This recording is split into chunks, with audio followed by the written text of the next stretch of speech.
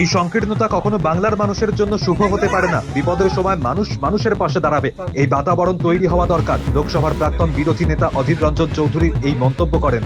উত্তরবঙ্গের নাগরাকাটায় বিপর্যস্ত এলাকা পরিদর্শনে গিয়ে বিজেপির প্রতিনিধিদের যেভাবে মারধর করা হয় তা নিয়ে প্রতিক্রিয়ায় কথা বলেন তিনি। কেউ আমার পার্টি না করতে পারে, কারোর সঙ্গে আমার আদর্শগত বিরোধ অবশ্যই থাকতে পারে, কিন্তু একটা কথা আমি মনে করি, যখন সব মানুষ বিপদে পড়েছে তখন সকলে সেই বিপদে সাহায্য করা উচিত। এবার কেউ সাহায্য করতে যাওয়া মানে এটা নয় যে তার সঙ্গে আমাকে শত্রুতা করতে হবে, তার মাথা ফাটিয়ে দিতে হবে। তুমিও সাহায্য করো, সেও সাহায্য করুক, তাতে আপত্তির কি আছে?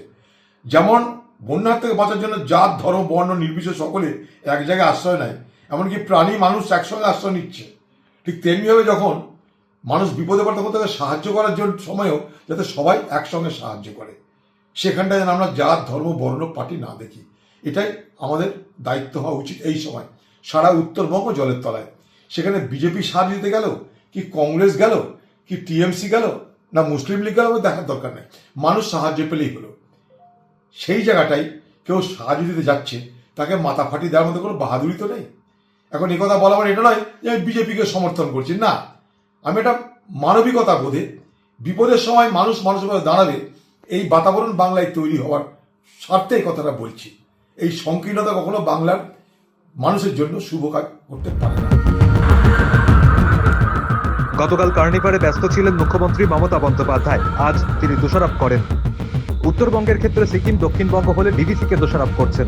কিন্তু আগে থেকে আবহাওয়ার পূর্বাভাস থাকা সত্ত্বেও কেন ব্যবস্থা নেওয়া হয়নি, কেন মানুষকে নিরাপদ জায়গায় স্থানান্তরিত করা হয়নি, সেই প্রশ্ন তোলেন তিনি। উত্তর বাংলা জলের তলায় সিকিমের নামে দোষ চলে যাচ্ছে, দক্ষিণবঙ্গ জলের তলায় ডিভিসি নামে দোষ পড়ে যাচ্ছে, আর মুখ্যমন্ত্রী কার্নিভালে নৃত্য করছেন, মানে রোম পুড়ছে আর নেরো বাঁশি বাজাচ্ছে। বাংলায় দিদি সেটা প্রমাণ করে দিলেন তার নাটক অভিনয়ের মধ্য দিয়ে। আপনি কি চাইছেন? বাংলার মানুষের বিপদে আপনি নেই। বাংলার মানুষ যখন আজকে ত্রাণের প্রয়োজন তখন তার কোনো ব্যবস্থা করেননি।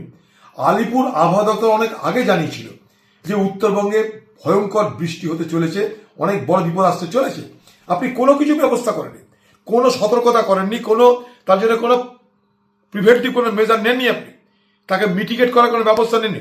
দেখুন পাশের রাজ্য উড়িষ্যা, সেখানটায় যখন ঘূর্ণিঝড় এসেছিলাম মনে আছে আজও, নবীন পট্টনায়ক লক্ষ লক্ষ মানুষকে আগে থেকে তাকে স্থানান্তরিত করে তাদেরকে রক্ষা করেছিল। আপনি যখন জানতেন আবহাওয়া আলিপুর দপ্তরের রিপোর্ট অনুযায়ী বিপদ আসতে চলেছে, বিপদের হাত থেকে বাঁচানোর জন্য মানুষকে আগে থেকে সহযোগিতার হাত আপনি বাড়িয়ে দেননি, তখন আপনি কার্নিভালে নাচছিলেন। আর আজ যখন মানুষ বিপদের মধ্যে পড়ে গেছে তখন আপনি অন্য রাজ্যের নামে দোষ চাপিয়ে নিজের দায়িত্ব থেকে নিজেকে বাঁচাতে চাইছেন। আমি বলতে চাইছি আপনি বাংলার মুখ্যমন্ত্রী না প্রকৃতি আপনি একজন মূর্খমন্ত্রী, আমার জানতে ইচ্ছা করছে।